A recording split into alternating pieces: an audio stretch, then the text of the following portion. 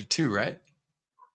Isn't that how that Well, it works? depends if you're going up Oh or down, man, I guess. I'm so excited. I got Kylee Ingram in the house, my friends. This lady is a wizard, a genius of emotional intelligence. And I was like, oh my gosh, am I talking to like the founder of Gallup Institute? Because her understanding of teams and building smart teams and understanding what a decision room is and how to put it together, I just got to bow to you, Kylee. You are absolutely amazing. And all of us are in for a treat. We're going to be talking about why smart teams still make bad decisions and how to escape that with none other than the genius, Kylee Ingram herself. Welcome back to Vision Pros Live.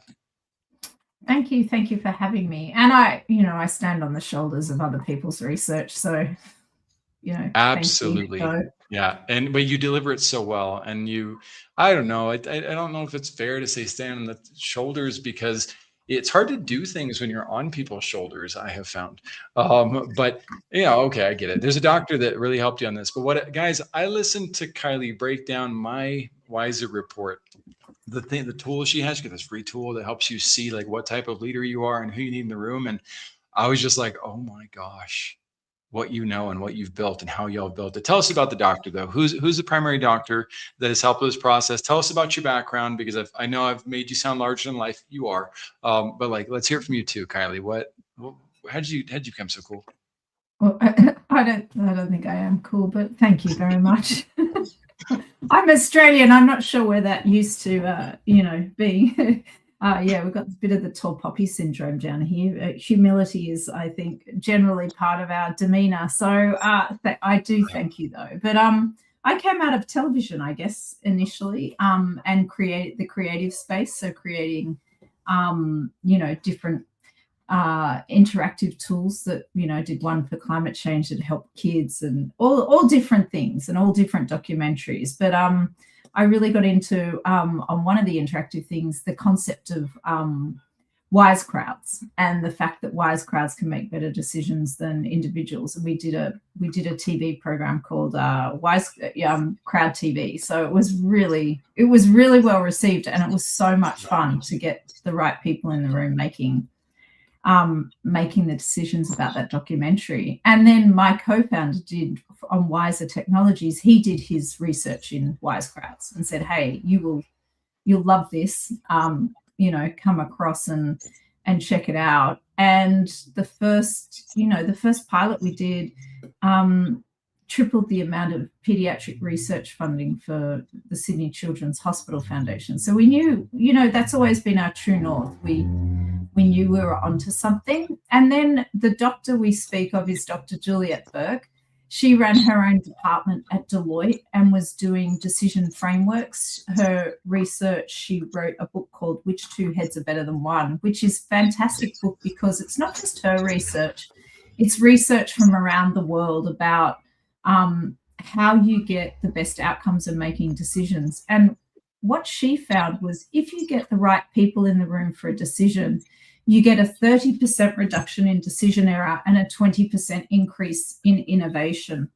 And at the same time, there's a guy in the US called Scott Page at Michigan University, a mathematician, that was looking at the importance of cognitive diversity in a room when you're making decisions. And he found the same thing. And he thought there was somewhere between, I think it was 5 and 9 different types of cognitive style when it comes to decision. And Juliet really dug in and identified 6. And from there, we have 7 archetypes today on our website, the Decision Power Profiles, that'll tell you what kind of way you cognitively come to decisions.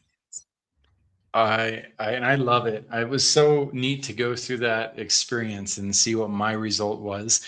Guys, I'm going to share with you too what my result looks like, but you can all go to wiser.business. That's WIZER.business, and take this little exam for yourself, this study to see how is it that you go about making decisions. And in the world of visionary leadership, it's not as simple as going left or right, and hopefully ending up in the right same position. No, it is complicated to build a great vision, and having the right people by your side is one of the most important things that you can invest your time, your attention, your money into figuring out.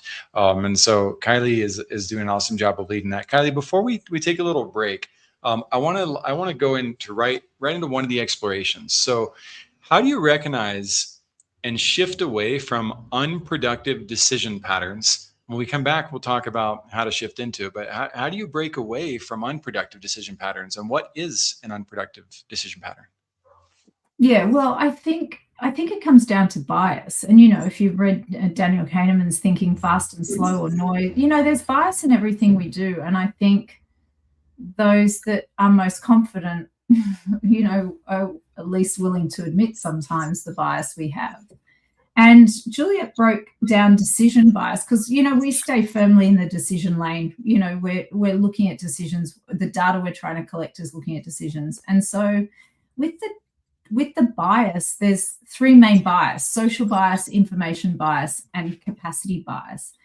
And if you're not acknowledging that you're going into decisions probably with all three of them, especially if you're in a team setting, you leading to groupthink, blind spots, and limiting your creativity by not looking at those things. And each of those, the social bias is the groupthink, the information bias is the blind spots, and I could go into them more, but yeah, that's Sure. that's the first thing I would look at. So, who's susceptible to? Are we all susceptible to Yeah, groupthink in our own way? yeah. I mean, look at the biggest companies in the world now and what they're making money on. What are they making money on? They're putting us into silos, having us yell at the stars at one another, and people enjoy being, once they're in that silo yelling at one another, they're like, yeah, all these people that,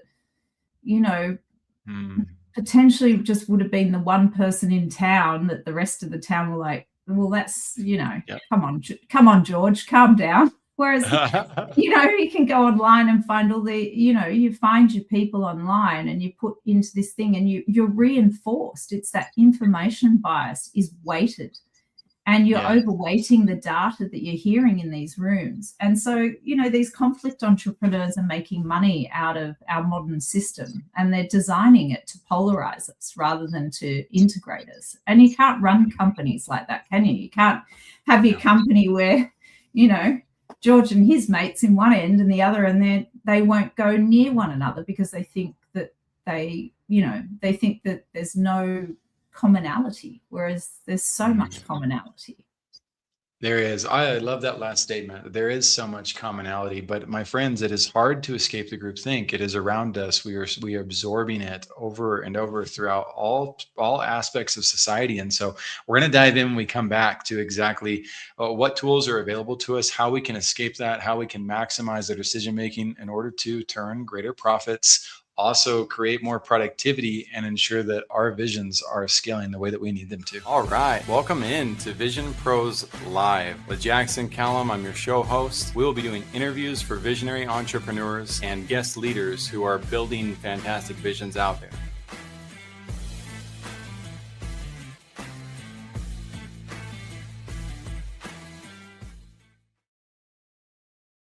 What's up, my friends? Welcome into another episode of Vision Pros Live. I'm your show host, Jackson Callum, founder and CEO of First Class Business. And I am so excited to have the genius, Kylee Ingram, on our stage today. When I was pre-vetting Kylee for the show, that is a difficult process, my friends. We've had 2,500 plus guests. By the way, we're about to cross 17,000 subscribers. Thank you for that, my friends. We love you. We're grateful to have you. I want to show you what I went through. I went through this crazy exam thing, and it popped out and is like, hey, Jackson, guess what? You're a visionary leader. And I was like, there's no way that I could have planned that she could have planned that. Understanding what that means, though, is super important, too. But I took this assessment. I'm thinking like, I could end up in any one of these categories, and we'll figure out who I need to work with and what my strengths are and stuff. And the big 5 traits that I have: imagination and extroversion, agreeableness. Like this thing is so cool. And it helped me really start to understand, like, well, who might I want to be collaborating with too? And how can we win our collaborations? And what strengths for growth and actions can I take related to this? This is absolutely phenomenal. I can't say enough about it. I know I'm just kind of like a talking head right now, gibberish wise, but my friends, I use these types of tools to help me plan the intentional execution of how we're going to create growth with my team members, and the more they can understand about how they make decisions and what decisions they make, the better we're going to become at being able to produce results for others. And that is key as a visionary leader. Real quick, I want to give you guys some other resources too, in addition to Wiser. AI Mavericks, they don't pay for this sponsorship spot. I actually pay them because I care about connecting with AI leaders who are able to kind of get me the news of what's going on and what tools can I use and what's on the cutting edge. They're driving that Ferrari fast and finding out the advanced stuff. I tend to focus more on what I'll call the AI, the authentic intelligence. So thank you, Scott Simpson and Austin Armstrong, for what you've created. We've also created the AI marketplace at First Class Business. Go to ai.firstclassbusiness.io/depth, and you'll actually skip this page, DEPTH, and you'll see some of the deeper level stuff that we're diving into to create, again, productivity and profitability for our brands. You already are an AI expert, my friend, just like anybody who can pick up a hammer. But are you qualified to build a house with that hammer? I'm not. Maybe you might want to work with some people who can help you maximize how you're using these tools for your success. That's what this whole community is about. Even if you can't afford to pay us for it, there's a free grant program. We want you to come in. We don't want anybody left behind in the world of AI. So come and join us. And then there's the Water Project. My friends, have never been thirsty in my life. And so when somebody told me about this, I didn't listen the first 3 times they told me about it, I think. And I was finally like, all right, I'll take a look. And I did. And I saw that you could invest in a specific community and you could learn about the project. And if you actually invest in the community, the Water Project is so cool. They will show you the results of the outcome of your contribution, even if you only commit $10 to it. Well, when I saw kids finding water in sources like you just saw on your screen, I thought of my own kids. And when I saw these kids celebrating water, like my kids celebrate Christmas Day, I was like, okay, I'm going to talk about this on my show often, because I want other people to say, you know what, even if you can't invest in the Water Project, my hope is you'll take it and go talk about it with friends and family over dinner and look and explore and see what's possible with this. We've got millions of people, my friends, who could be, who don't even have access to AI. They don't have access to podcasts. They don't have access to water. We have the opportunity to help them. We've got 8 billion people to help in this world. I hope you join forces with me and do that simply by spreading the word. As long as I rock this microphone, I'm gonna do everything I can to help this and other causes. Speaking of, if there's a cause that is near and dear to your heart that I haven't mentioned, please drop it in the comments. I'll personally take a look at what that cause is and see if there's something that I can do to help out with it. And without further ado, it's time to go back to helping every single one of you with your cause and your vision. Kylee Ingram, again, thank you so much for joining me on Vision Pros Live. Thank you for having me. Absolutely. So let's talk about, so we set the ground for why smart teams still make bad decisions. And we'll be talking a little bit more about that. And I want to talk about how decision styles shape team performance as well. Which rabbit hole do you want to go down? The bad decisions process or the shaping team performance? Well, maybe the first will lead into the second anyway. So start there. All right. So then why are smart teams still making bad decisions? Why do we get stuck with results that we're shocked by, or end up in situations where we're all frustrated with each other? What's leading to that? Well, I don't think people are designing their decision rooms, but they're not designing them, or they're doing them out of gut, or they're doing them based on hierarchy, not based on looking at what the cognitive makeup of the room is, plus, what the experience is in the room. That's often where they'll get to in the hierarchy. And, if you're somebody like Boeing, then you want to make more money and you take the engineers out of the room, then you're getting rid of that part. So we look at the way you design decision rooms in 3 ways. That cognitive diversity piece, you want the 7 types. And so you want those 7 different ways of thinking about those, the way a decision gets made. And I got to interrupt you real quick. Are you guys, are you solopreneurs hearing this? Are you hearing this loud and clear, please? Because you get called wantrepreneur in other rooms. And guys, I failed as a solopreneur. It was easy to design my decision room. I designed it around me, and it was all me, and I was failing miserably.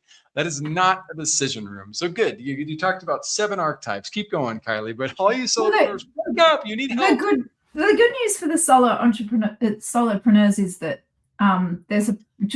Dr. Burke found that there's a primary and a secondary. So if you can probably think one of two, two ways in that style, but you have to be conscious of it too. It's not like Edward de Bono's where you're taking off hats and putting on another hat. You can't, like, if I asked you, Jackson, as a visionary, your complementary style is a deliverer that's process orientated. Could you think about process for a very long, period of time? And, when you and I meet process people, we're like, wow. We're like, wow. Dude, I love that you ask it though, because here's the thing, guys. I am like genius level individual.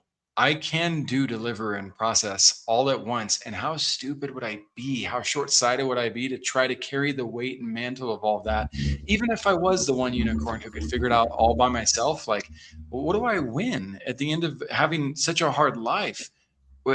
Don't plan. It's solopreneurs. Don't try to be the unicorn who wins the lottery by yourself. I don't recommend it. So even if you can have the essence of processing it, I still cannot outperform 2 or 3 great minds by my side. I just can't. I need to swallow my ego and make sure that I work with people. So I'm so glad you asked, because yes, I can do it. But do I want to? And is that the smart thing to do? No, it's not. But when you meet you meet a genuine process person too, they're not even trying. It's the way they think, you know what I mean? And same with risk. Entrepreneurs, we're not very good at seeing the risk. And that's part of who we are. So, but risk can give you things about that long-term vision that wouldn't get. And often when we look at, one of the ways we've also worked on this is to look at the things that have gone really wrong. The board, Juliet mentions a bunch of boards and different organizations in her thing, or McDonald's failure with Chipotle and Enron. And when you analyze those teams, they all had the same thinking styles. So you might have got a little bit of outward diversity, which is still important. You want to dehomogenize the outward diversity, but if you're still thinking the same, it doesn't really matter. You'll come to decisions really quickly. And I don't mean this is going to slow you down either. Like, it's not a decelerator. But if you designed a decision room and you went status quo, this decision room wins. It'll win every time because you've designed it, and you've got those 3 layers. You've got that outward-facing diversity. And if you read the jury studies, they're my favorite part of this. It's not just that a person, say we're, in a jury and we're a homogenized group of white people, and then we're ready to make the decision about what's going on. You put in a person of color into that room. It's not just that that there's a different perspective in there. We check ourselves, so we become better decision makers thanks to that person. So the decision improves. Mm-hmm. So with our tool is looking live at those layers, the outward facing diversity, the experience, and that cognitive diversity piece. And it will tell you who you're missing live. Like, you just click on a button and it'll say, hey, you should add, you've got no analyzers in here, you've got no whatever, go and look, or you've got no one under 60. I wish I had this 10 years ago. Like, oh my gosh, I wish I had the ability to see this, because before your tool, I'm curious if like, how did you do this before your tool exists? And what am I asking exactly, my friends? I want to understand how to add the right people to my decision room. But how did you do it before your tool existed? Well, don't you think that people just think they know, and it's based on a hierarchy? They must know. Loudest people in the room are often considered the smartest. And so if you are the leader, the other thing is not just the designing the decision room. Independence is very important in a decision.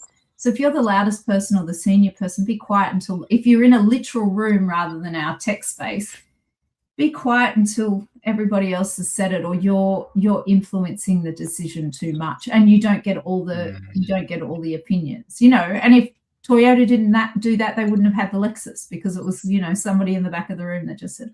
So are you kind of saying that before your tool, it was kind of luck of the draw and just haphazard intuition? Don't you think most of the world looks like a little bit? You're right. There's a giant case study right in front of us. A bunch of people who don't know what to do and how to win. Who all might look the same. Who all might think the same. Like, I don't know. So true. It's okay. There for us to see. So All right. So then what can leaders do to build clearer and more effective decision processes that also lead to profitability? I'm going to add that caveat on there too. Like, how do they make sure that Well, it's not you know, leading them to be if you broke? if you're doing this, you're decreasing your decision error by 30%, increasing innovation. So we know that by 20%. So if you can design your room well, I think you need to know those biases and understand what cognitive diversity actually does in a decision. It's not a personality profile. It's trying to find you those people that you need, the different ways of thinking when you come to a decision. And that other thing is independence. Speak last. If you're a leader, or the loudest voice, the one that's always talking, if you have that self-awareness, try and speak last. They're the main things. But I think you have to understand how people decide, not just who they are. And so it also helps improve communication. We've got a whole communication tool called Wise Snaps that we built for actually the charity sector asked for it. So, before you go into a meeting, I could say, who is Jackson? He's a visionary. This is what I wanted to say to him, and to say, look, Jackson's not interested in that. He wants to know how you're going to cure, he wants you to throw the big pitch, not the little one. Or you might meet somebody else and say, look, this person's very analytical. They'll want the evidence that you've got on that. Mm-hmm. So I want you to keep going on this. I'm going to pull up the tool itself again, so that people can really see and kind of understand what we're talking about here with this decision profile test. So I just entered the tool and I went through not the individual side, but I decided to go through the organization side. And you guys are going to see on my screen, y'all can pause later when you guys want to really, or you can just do this yourself too. Why is it not business? But keep going, Kylee. Talk me through what I'm learning as I go through this. And are there any wrong answers and right answers? Well, I know we're about to find out what you're about to become as you do it quickly, but no, there aren't. And it's not like a personality where you're like, oh, I don't want that kind of person. You want all 7. And this first part is part of the big 5 personality. And why we have included personality is we found a correlation between openness and decision making. And so the visionary, you are showing the strong openness to different things. So you'll often move a little bit more than the others. You might have a third kind of framework that others don't have. A lot of people just are very singular in the way they're coming at a decision. And you'll see it. I don't know whether you're answering properly or not. No, I'm burning through this so that everybody can just kind of see the process and the depth. Then we're trying to look at the way, you're coming at decisions. And then when we get to the end here, which will be in a second, unless you're about to get a tiebreaker question. No, you're not. I think it's going to be very confused. So you're an achiever. So if we go to your profile, if you click up on the right there, view your full decision profile. Oh, am I stuck or is Jackson? Vicky, ¿me puedes escuchar? All right, can you hear me? Yes. Kylee, are you there? Yep. Are you there? Technical difficulty report. Vicky, ¿me escuchas? You're back. There we go. We had a little technical mishap there. But on my side, go ahead. I was saying, click on your decision profile, your full profile. So go to the second. We're just loading, a little buffering here. You won't have access. Welcome to Ecuador, my friends. Oh yes.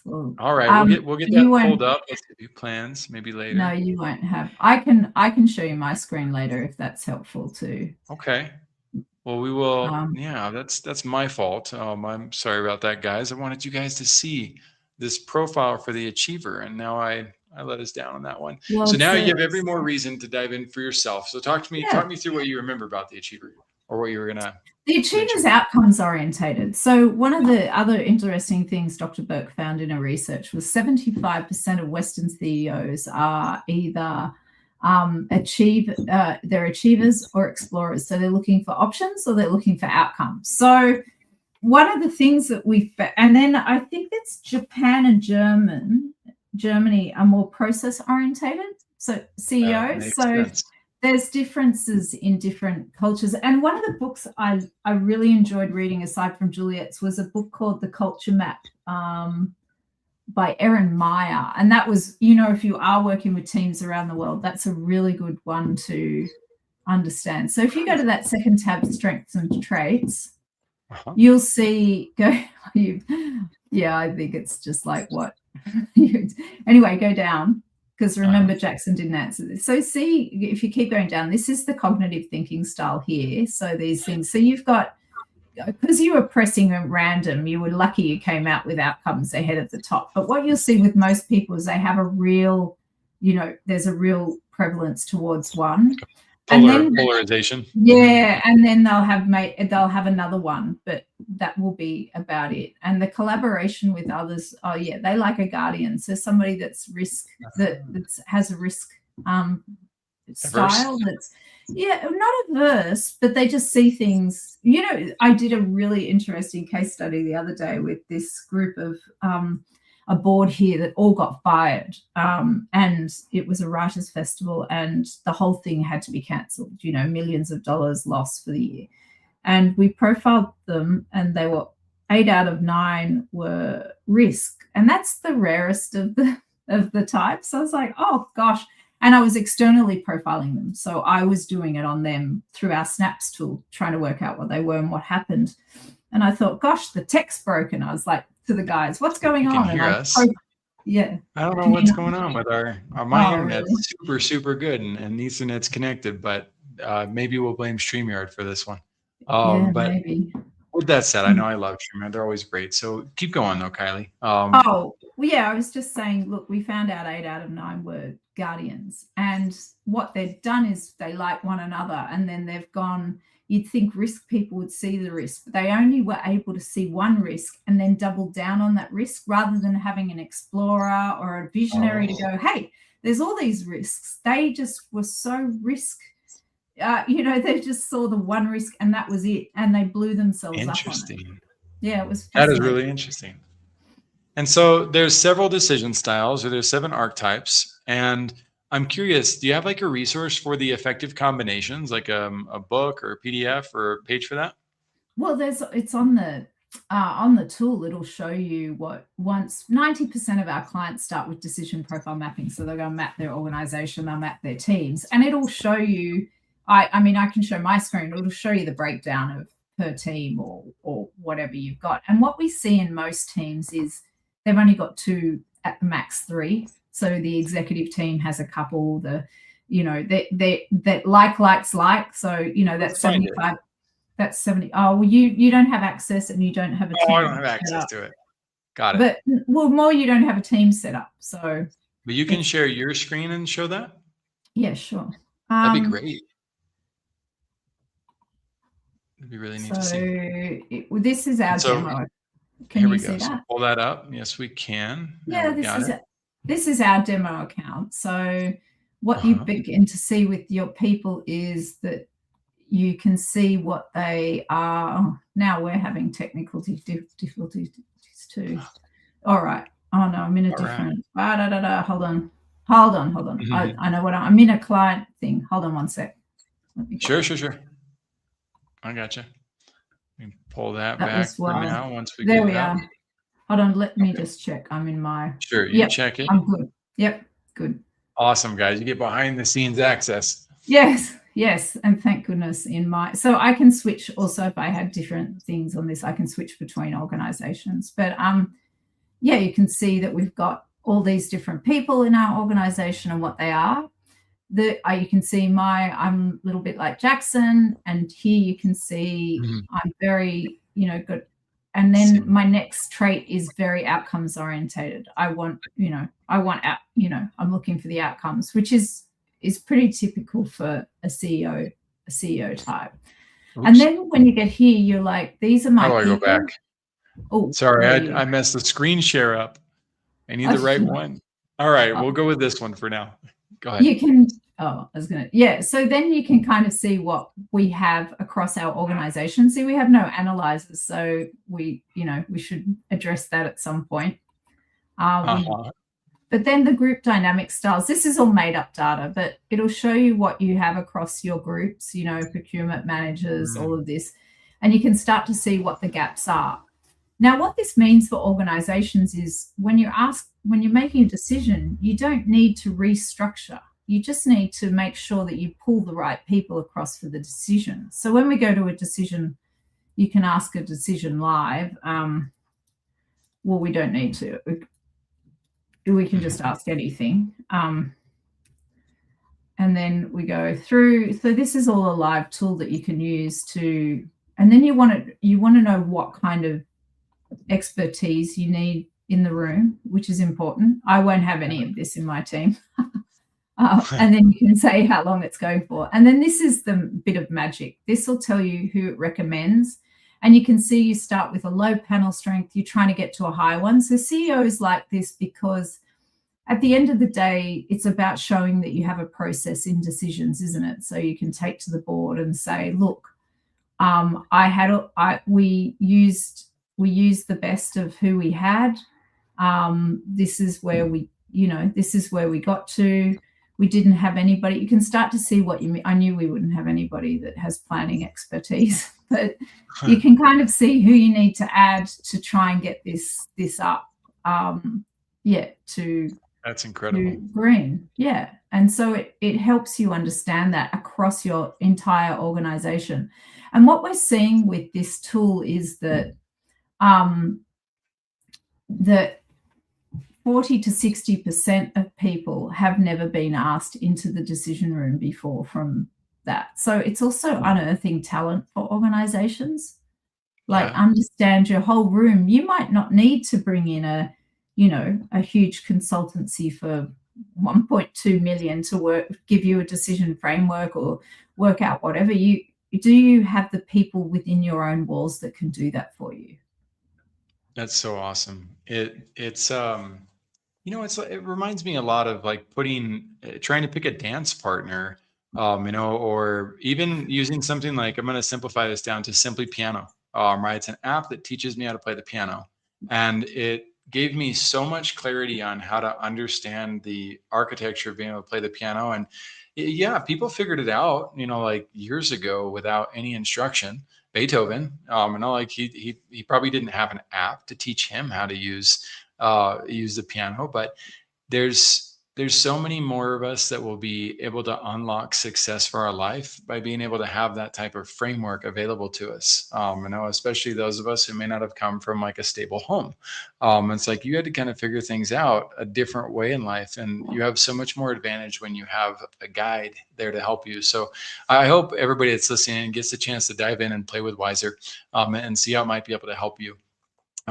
Let's go into one final subject, and that is practical, overlooked ways to improve team decision making. So maybe as guided by the tool, but I prefer outside of it. What are some ways that we overlook team decision making realities? And feel free, Kylee, if it makes sense to use the tool for doing it. No. I think some of it's very cultural, isn't it? I think we live in a culture where captain's calls and strength is seen as you being able to make the call. And you read about, I think it was in the New Yorker the other day, Sam Altman saying, I have to wear my black shirt because I can't make another decision. So how do you want to set up your organization so it all comes back to you? Even when you don't, you might not have the answer because you get further and further away from sources of things as you grow. So how do you deliberately build your teams so they can work together on decisions and you can delegate, and you're building decision rooms? You're not making a captain's call. You understand building decision rooms. And some of the research we're working on right now is, are we creating decision languages by helping companies do this within organizations? And that's really interesting because one of the tools in there is also that right tool. So we put it in there so I can work out what I know what you are, Jackson. I go to write you an email. I say, is it a difficult conversation? Is it a text? What do I want to send? And it'll say, hey, Jackson thinks like this. He would prefer it if he received information in this way. So it makes you more open to that receiving. And we see difficult team, like, or CEOs like to put that in with difficult teams or teams that aren't that confident, maybe dev teams, or I don't want to, bankers. I don't want to. But there's there's struggle, communication struggles come with this as well. And I think absolutely some people are difficult. And one of our biggest blogs has been about working with difficult people. I'm one of those. I haven't found you to be difficult personally, but at all. But say you come across a difficult person, you can focus on their decision style. Gives you a focus to work with them, and say, we know, right, Jackson's a pain, so he's being a pain, but he's trying to push the boundaries. He's trying to do this. It just helps you frame what you should be focusing on for Jackson, rather than focusing on, you can go down a bit of a hole with, people that you find difficult that you have to work with. And we find that restructuring for people is quite helpful. Absolutely. Well, and to be fair, right, somebody who is very big on healthy conflict, right, and wants to be accountable, that may be working with somebody who hates accountability, it's like, that's just a difficult situation, right? That's two people who are not designed to communicate.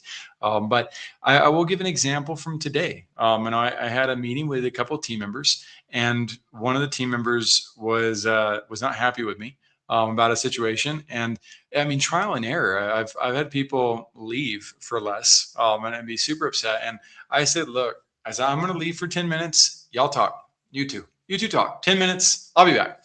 And I knew I needed to get out of the room. I knew that these two leaders are great people. I love them both. I need them both. And I knew that they were going to be able to talk about whatever was causing a challenge better without me in the room. Now, that's me playing caveman mode with decision-making rooms, Kylee, because not all of us, I don't know how to use Wiser yet as a team, and maybe it's something that could help. So is that a scenario where the Wiser tool could help us know maybe what to do and how to overcome that think challenge? You'd understand what is the way that people are thinking about the decision that needs to be made. So, one of them might want outcomes. One of them doesn't have enough evidence to progress. And the others try to look for all the options available. You've just got to understand where people are coming from. And I think that understanding is the first step in communication. The first step. See, I saw that in your tool, and that's what attracted me to say that, is because I saw when I did the fake version just now, and I saw one of the statements said, what makes this person upset, or what makes you upset, right? I was like, oh, that would be really helpful. Oh, these are the triggers for so-and-so. And I have to honor both the ladies I was working with today on that. Both of them came back. I came back to the table.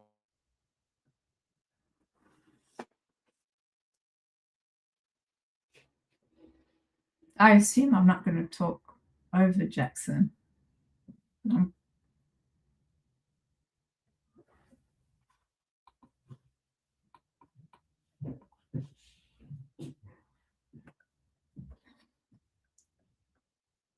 I guess I could talk about personality while I'm here and why it's different. So personalities will tell you something about how somebody is and how they might prefer to work or what motivates them, whereas the profiles are different. I didn't know whether you'd gone, so I just started talking about the difference between personality profile and decision profiles while you were gone. I was trying to. Very good. Yeah. Well, both ladies, by the way, they figured out what was, I don't want to say needed. We all came together after the decision and we're like, look, we love each other. We're happy to work together. We had a misunderstanding. Here's what she said. Here's what I can work on my end. I said, here's what I can work on my end.